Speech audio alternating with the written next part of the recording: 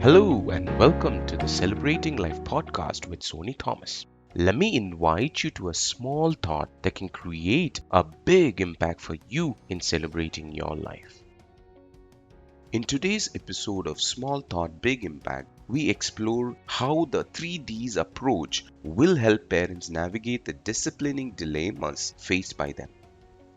Kids love to play, no surprise there. One usual morning, my son and his cousin were creating ruckus in the house. They just love to play everywhere, messing up the whole house.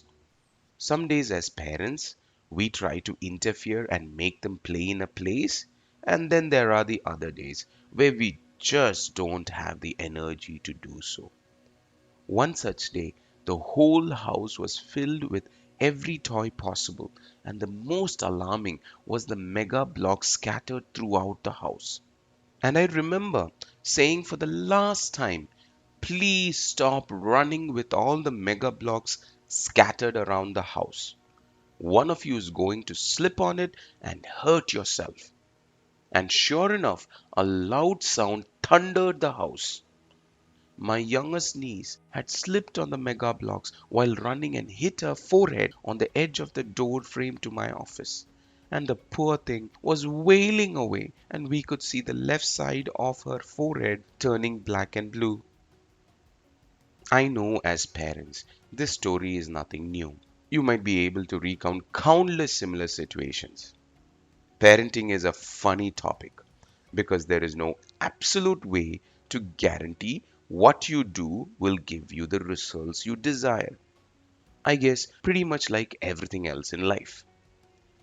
There are kids coming from broken and abusive families turning up to be adorable and kind adults. And conversely, kids coming from loving and disciplining homes turning out to be obnoxious and rude.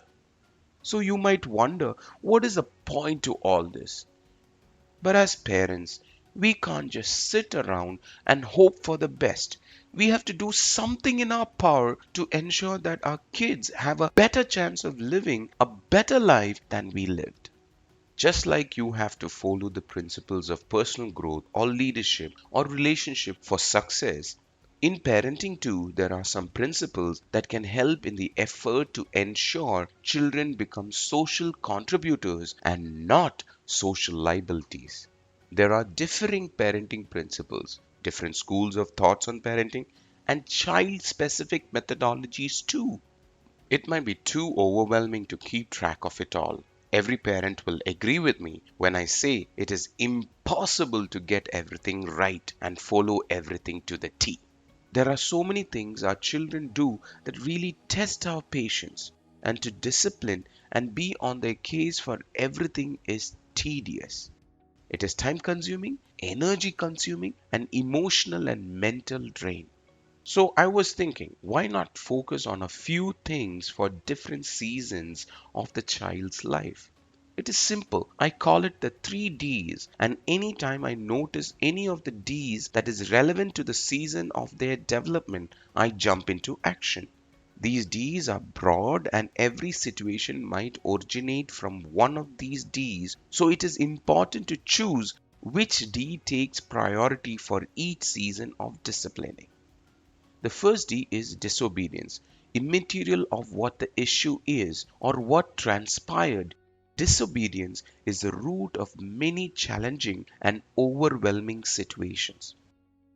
Often we linger too much on the outcome of disobedience and not the root problem, that is, to be obedient. Disobedience is very natural for kids and adults alike. Even as adults, when someone says, don't push the button, there is a part of us that actually wants to push the buttons.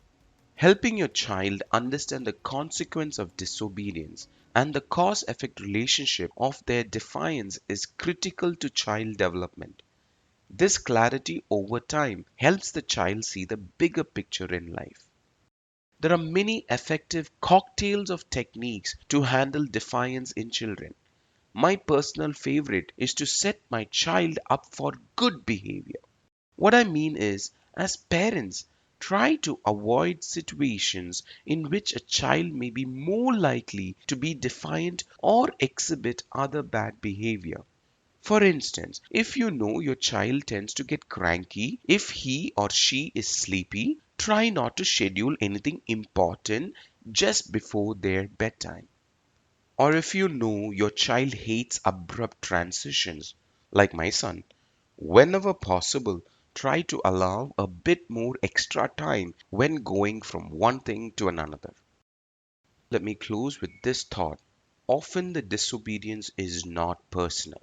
Your child is just trying to exert control over a situation or declare their independence. They may even be testing the limits to see what will happen next, or they may be expressing their dislike for a task. So, as parents, don't take it personally or see it as your failure. Rather, work on your patience that will over time ensure obedience. Celebrating life is about the journey, and if I have brought value to your journey of life, I urge you to share this small thought with a close friend, a family member, or even a colleague so we can together build a happier world. For more thoughts on celebrating life, I invite you to stay connected with us by liking, sharing, and subscribing to the Celebrating Life community. Thank you for your time and make it a wonderful day.